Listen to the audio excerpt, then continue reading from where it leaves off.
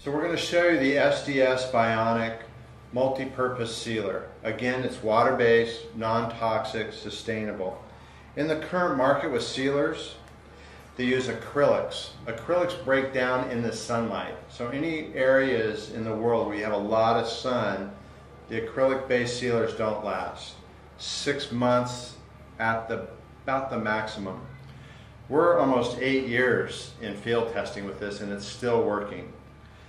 Super easy to apply, but the most important thing, why would we want to even use it, right? The reason we want to use it is concrete is very, very, very absorbent. It consumes 40% of the world's energy to produce. So when we build a building with it, we want it to last a long time. That's the sustainability side, okay? We also want to be able to preserve that asset by not allowing it to break down. What happens with water, it's a solvent actually. It's very, very destructive. You need water to grow mold and mildew. So what happens in areas that have a lot of humidity, a lot of rain, is that there's a lot of moisture in the surfaces that are porous. That's the host for mold and mildew. We're not going to kill mold and mildew, we're not killing anything, we're just taking away the host. Like for fire, you need heat, fuel, and oxygen to make fire. You remove one of those elements, there's no fire. We're removing one of the elements to produce mold and mildew. The other problem with concrete or porous surfaces, anything within the coastline, the salt air that's evaporating from the ocean brings in salt. Salt is highly corrosive to the metal support that's in the concrete buildings, all the rebar. So what happens is the moisture carrying salt comes in, the salt gets on the rebar rusts, the rust develops a scale, the scale expands and the concrete cracks. Okay? Once it cracks, we've opened up a larger pathway for all that water to come in. So now the breakdown of that building is accelerated. The other thing is water is heavy. So if you don't allow the water to go in, the building weight is pretty much the same.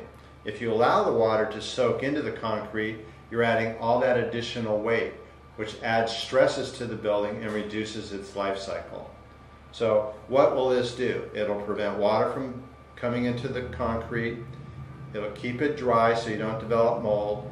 It'll keep the salt out, which rusts the rebar and breaks the concrete by the expansion of the rust. Now your building is going to be cleaner, also aesthetically pleasing, and you're not dealing with all these cracks. You lose the value of your building. You build a building, you spend millions on it, to only have it start to crumble away over the next 5 or 10 years if you don't preserve it. The application of this is completely invisible. You don't see it, you don't smell it, it doesn't change the feel. So historic buildings in particular, this is fantastic for. Okay? And again, it's breathable. You want that building envelope to breathe. This can be used on sidewalks, on concrete structures, stadiums, anything that's porous, put it on. Okay? Again, the application's super easy. Once again, with all of our products, shake the nanoparticles, resuspend them. The easiest way to put this on is I just take a roller. Of course, I'm only using a small roller on this sample. Normally I would use a very large roller. You can broadcast it any way you want. With big buckets you can pour it and just spread it around with the roller, or you could spray it with a pump sprayer. All you want to do is get it wet, saturate it. If you fill in all the pores with the sealer, no other liquid can follow in behind it.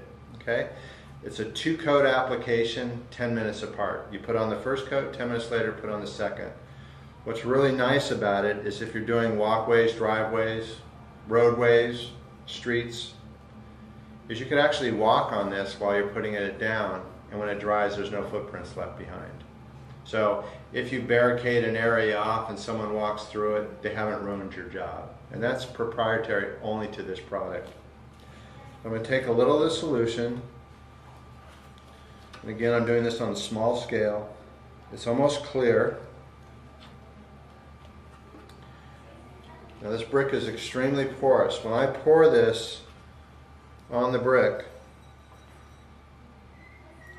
you're going to see it wick in. See that darkness developing? It's wicking in. And now I'm going to apply some downward pressure because I want to force it into the pores. Okay? So I just go back and forth, and you want to look for this wet looking surface. Okay? This is how easy it is. It won't leave roller marks behind. Again, once it's dry, it's completely invisible. Okay? So just keep working it in, keep putting it on until it won't take any more. When it won't take any more, it's done. Okay?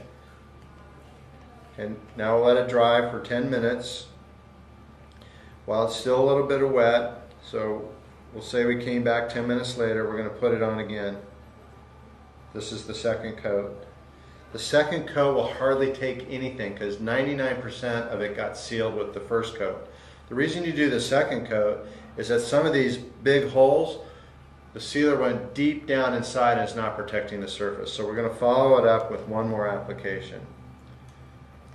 Now before taping today, I did the other side, and I'm going to show that to you now.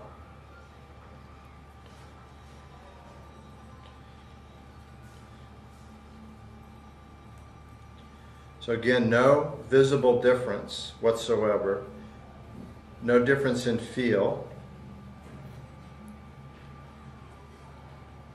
So this side does not have a sealer, this side does. When I pour water, again this is very damaging to structures.